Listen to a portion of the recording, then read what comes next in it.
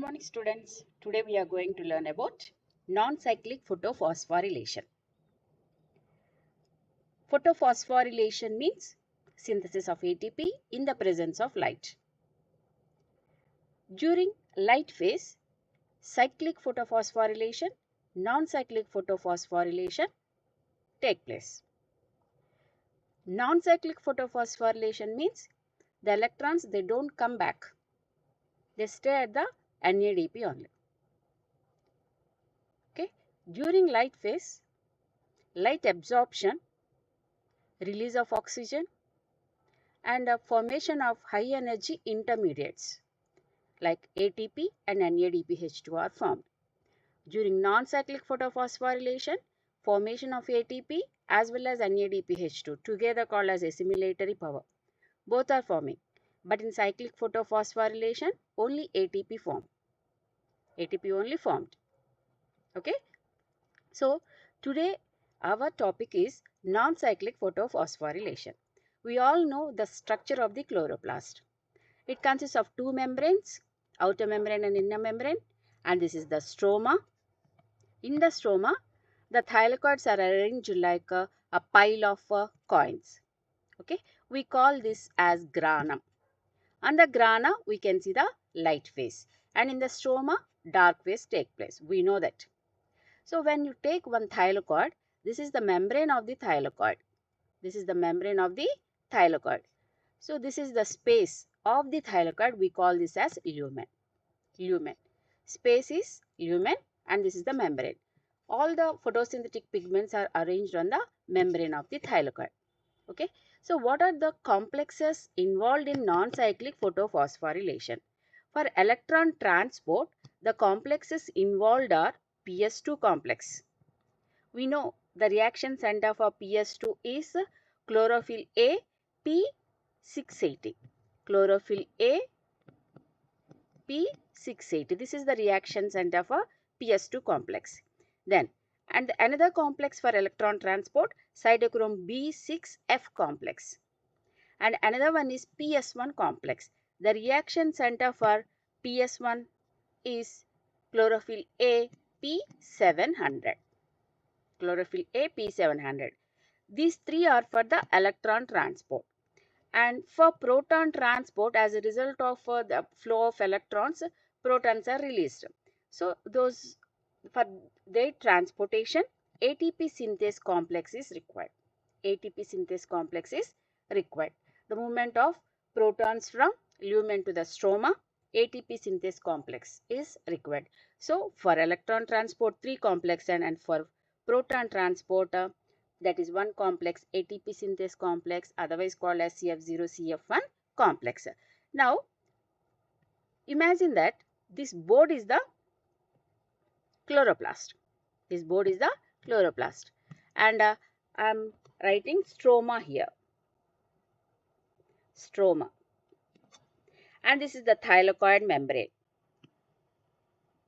This is the thylakoid membrane. And this is the lumen of the thylakoid. The space present inside the thylakoid. That is the lumen of the thylakoid. What I said, the photosynthetic pigments are present on the surface of the thylakoid membrane. Okay. What is the first complex involving in non-cyclic photophosphorylation? PS2 complex. So, now PS2 we are writing here. What is the reaction center for PS2? Chlorophyll A P680. Chlorophyll A P680. And surrounding this, accessory pigments are present. Surrounding this, accessory pigments are present. What is the function of the accessory pigments and what are these accessory pigments? Accessory pigments are chlorophyll B, carotenes and xanthophylls. Carotenes and xanthophylls. What is the function? They trap the light energy. Light travels in the form of photons or quanta, we know. So, they trap the light energy and transfer that to the reaction center. Transfer that to the reaction center. So, they trap the light energy and transfer that to the reaction center. And what is another function of the accessory pigments along with the absorption of the light. They trap the light energy, transfer it to the reaction center. What is the other function? They protect the reaction center from high intensities of light, that is photooxidation or solarization. So chlorophyll A molecule is protected from high intensities of light or solarization or photooxidation with the help of these accessory pigments. Okay. So after absorbing this light, the chlorophyll A molecule or the reaction center is undergoing excitation. As a result, it releases electrons, 2 electrons. Those are accepted by phosphorylated. The primary electron acceptor, phosphorylated. Okay. So the flow of electrons from PS2, the flow of electrons from PS2 to phosphorylated is uphill movement. Flow of electrons from PS2 to phosphorylated is uphill movement. Okay. Where are the electrons now? In the phosphorylated. After losing electrons, what happens to PS2? It is oxidized. So the strong oxidant nature of PS2 resulting in the photolysis of water means the lost electron should be replaced. How it gets the electrons? By photolysis of water. Where is this photolysis of water taking place? What is photolysis? Lysis of water in the presence of light. So one water molecule in the presence of light energy and in the presence of a macro element calcium, micro element manganese and chlorine. So one water molecule in the presence of light energy and in the presence of macro element calcium, micro elements manganese and chlorine, it splits into 2 electrons, half molecule of oxygen and 2 protons. Where is this taking place? Photolysis of water on the inner surface of the thylakoid membrane. On the inner surface of the thylakoid membrane. On the membrane, photosynthetic pigments are present. So on the inner surface of the thylakoid membrane, splitting of water molecule is taking place. In the presence of light, macro element calcium, micro elements manganese and chlorine. What are the products? 2 electrons, half molecule of oxygen and 2 protons. So these 2 electrons, they enter into the PS2. Okay. Now what happens to this oxygen? So half molecule of oxygen for 1 molecule of water breakdown. How many photons are required for half molecule of oxygen release? 4 photons.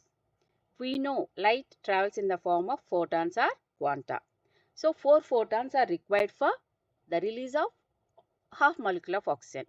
For 1 molecule of oxygen, 8 photons. 2 water molecules. Okay. 4 electrons. Okay. So this released oxygen enter into the atmosphere.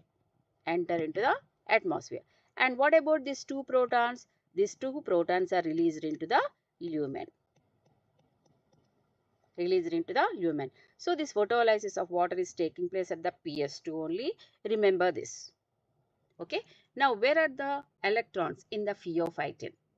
The flow of electrons from PS2 to phosphorylated is uphill. So what is this phosphorylated? And this is towards the stroma side. This phosphorylated, it resembles chlorophyll A molecule in all aspects. What is the molecular formula of chlorophyll A?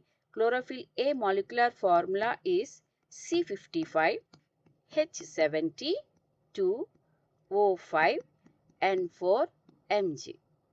Okay. And phosphorylated molecular formula is C55H74O5N4. No magnesium here. And 2 hydrogens are present. That is only the difference. Okay.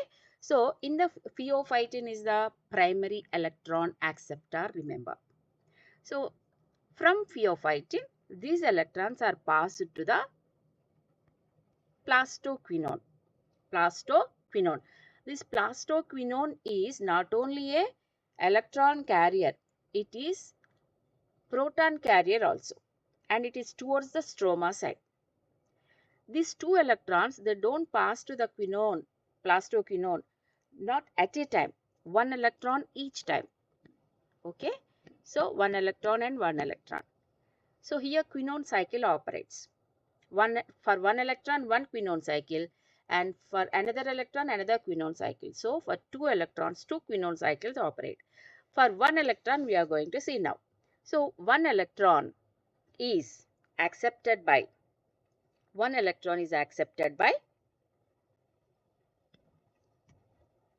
plastosemiquinone. Plastosemiquinone, partly reduced form of plastoquinone is called as plastosemiquinone. At the same time, it takes one proton from the stroma. For one electron, it takes one proton from the stroma. It will become plastoquinol. Plastoquinol. This plastoquinol, it donates that proton to the lumen. Proton to the lumen. And electron to the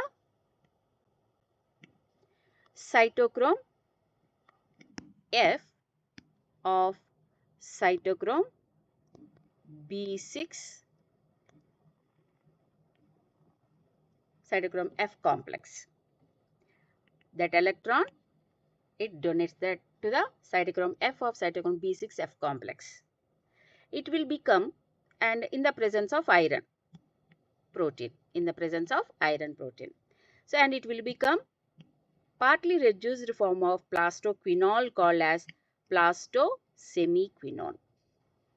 This plastosemiquinone, it donates one electron to the cytochrome B6. It will become plastoquinone. Plastoquinone, it accepts electron from cytochrome B6. It will become plastosemiquinone. This is one quinone cycle.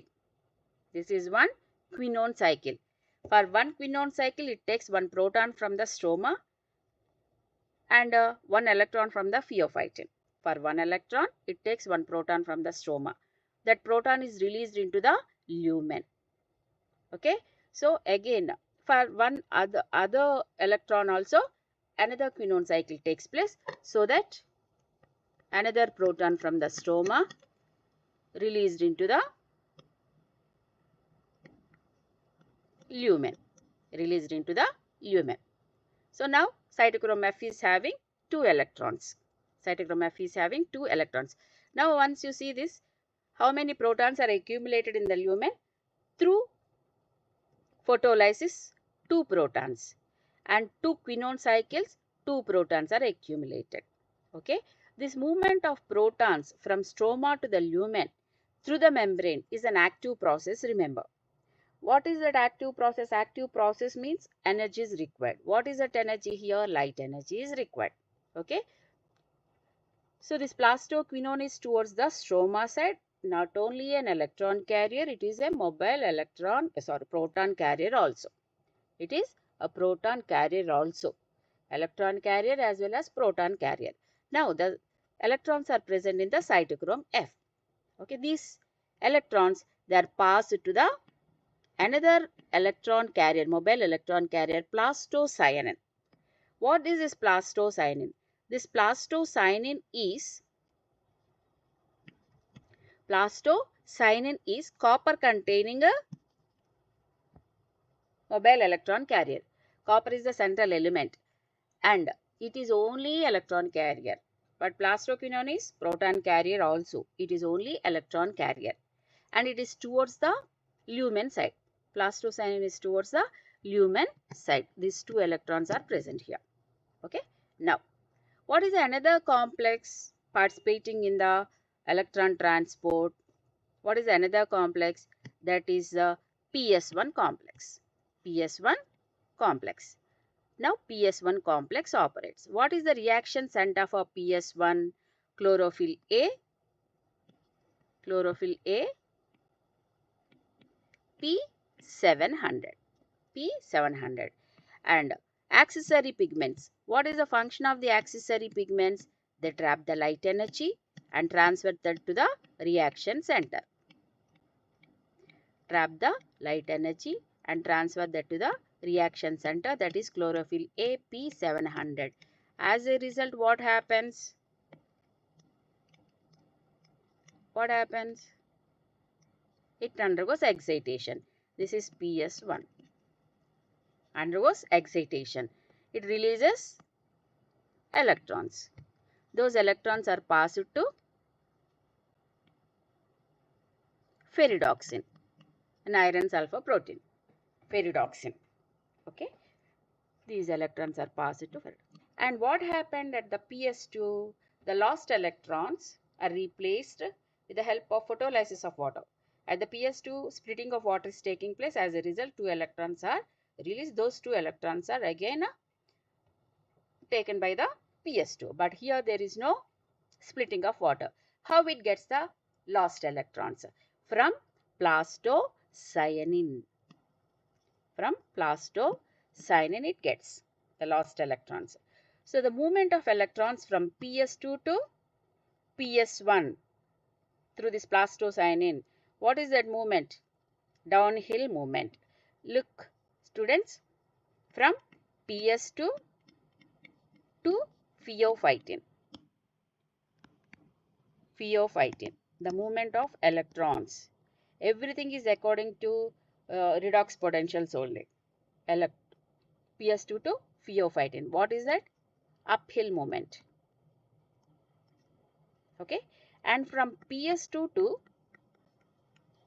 PS1, that is downhill movement. And what about PS1 to ferredoxin?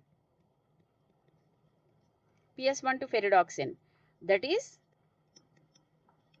uphill. Okay. Now, from ferredoxin, these electrons are passed to the ultimate electron acceptor, that is NADP. NADP. NADP is the strong oxidizing agent. So, final or the ultimate electron acceptor, NADP. From this NADP, these electrons, they don't come back. That's why this is called as non-cyclic electron transport. Non-cyclic electron transport. So, the movement of electrons from ferredoxin to NADP with the help of ferredoxin NADP oxidoreductase. This enzyme is involving here. Ferredoxin NADP oxidoreductase enzyme. Okay. And the movement of electrons from PS1 to NADP, that is downhill. 2 uphills and 2 downhills. This is very important. Okay. And the movement of electrons from PS2 to PS1 inhibited by a herbicide, that is DCMU. Dichlorophenyl dimethyl urea, DCMU. And the movement of electrons from PS1 to NADP, that is also inhibited by a weedicide, paraquat. This is a herbicide. This is a weedicide. Movement of electrons from PS2 to PS1 inhibited by dichlorophenyl dimethyl urea, herbicide. And from PS1 to NADP inhibited by paraquat. It is a weedicide. Okay. Now, what is happening here? In the lumen, accumulation of the protons taking place. And in the stroma, less number of protons. Proton gradient is created. Chemiosmosis. It comes into the scene. So, given by Mitchell. So, for chemiosmosis, for the synthesis of ATP, what are required? Membrane is required. So, here membrane is present. Proton gradient is required. less number of protons in the stroma, more number of protons in the lumen, and proton pump. And the complex required for the synthesis of ATP, ATP synthase complex. We know the ATP synthase complex in the respiration for oxidative phosphorylation. Synthesis of ATP, the breakdown of the, by the oxidation of the food materials. So their ATP synthase also we know, and here also ATP synthase is involving. It consists of two components. One is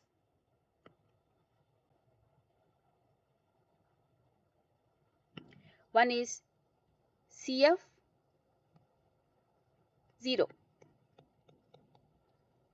okay, and another one is CF1, coupling factor 1.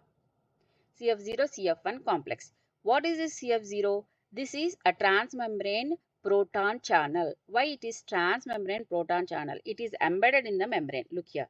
It is embedded in the membrane. This CF0 part. Okay. Through facilitated diffusion. All these four protons. Through facilitated diffusion. All these four protons. They move from lumen to the stroma, lumen to the stroma, lumen to the stroma through this CF0, CF1 complex. See, this is the proton channel, facilitated diffusion. What is facilitated diffusion?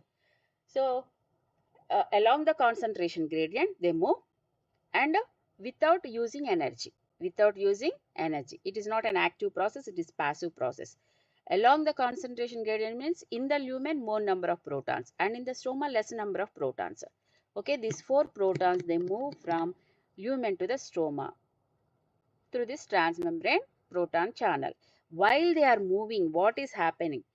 See, anything along the concentration when they are moving, some proton motive force is released. That proton motive force is used for the joining of ADP, adenosine diphosphate, and inorganic phosphate, and it gives ATP. Okay, for two protons, one ATP. We have four protons for one water molecule. So, 2 ATP are formed. 2 ATP. Okay, out of the four protons, two protons are accepted by NADP,